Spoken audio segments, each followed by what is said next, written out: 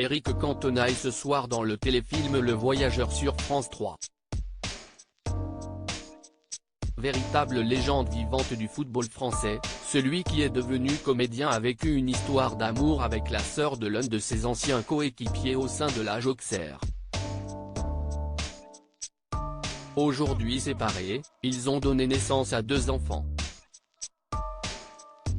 Après une carrière sportive couronnée de succès sur les terrains de football, notamment du côté de Manchester United, Éric Cantona s'est reconverti dans la comédie.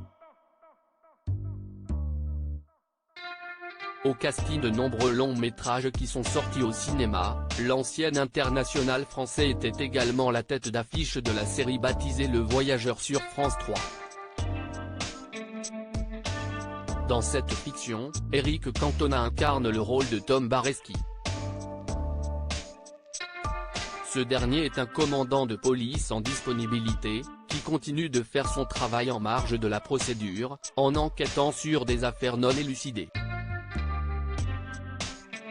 Un ancien épisode de cette série est d'ailleurs rediffusé sur France 3 jeudi 24 août 2023 en prime time. Au sein de ce fameux opus, Éric Cantona donne notamment la réplique à la comédienne Rachida Brakni, dont il partage la vie depuis déjà de très nombreuses années.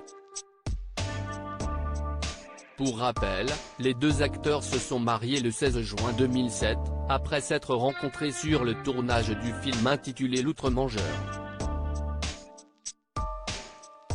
Ensemble, ils ont eu 2 enfants. Le couple a d'abord accueilli un garçon prénommé Émir le 25 octobre 2009, avant de donner naissance à une fille baptisée Selma 4 ans plus tard. Avant d'entamer une relation amoureuse avec Rachida Brakni, Éric Cantona a vécu une longue histoire avec Isabelle Ferrer, qui était la sœur de l'un de ses coéquipiers au sein de l'AJ Auxerre. C'est au tout début de sa carrière de footballeur professionnel que l'attaquant a rencontré sa première épouse, qui était encore une jeune étudiante à l'époque, mais aussi la sœur de Bernard Ferrer. Pour l'anecdote, les 2 joueurs ont rejoint les rangs de l'AJ Auxerre la même année, 1983, note de la rédaction. Éric Cantona, son ancien beau-frère fut victime d'une terrible blessure malheureusement pour Bernard Ferrer, il n'a pas connu une aussi brillante carrière qu'Éric Cantona sur les terrains de football.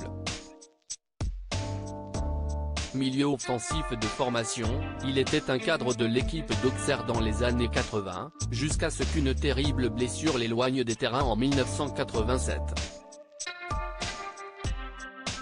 Victime d'une fracture du fémur de la jambe gauche, il a manqué toute une année de compétition. Un retard qu'il n'est jamais parvenu à rattraper par la suite.